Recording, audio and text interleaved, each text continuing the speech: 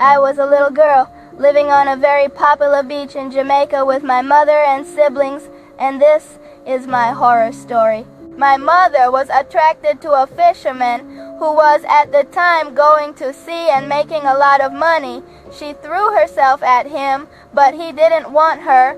He told her straight up that he wanted me. I was 10 years old at the time. Every time she needed money, she would ask him for it, and his answer would always be the same: "Give me Lachey, and I'll give you the money." One time, our roof needed fixing. Every time the rain fell, we would be soaked. Life was rough, to say the least, but for me, it would get rougher. My mother was desperate, so she went to him about the roof, and they made an agreement. That night, she bathed me and carried me to a small room that had only a bed in it and locked me in there.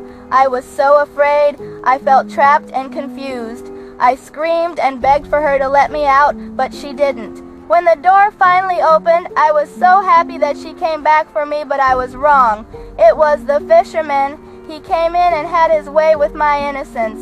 The neighbors must have heard me screaming and crying for help, but nobody cared. She got her roof fixed. It became a regular thing for the fisherman and my mother.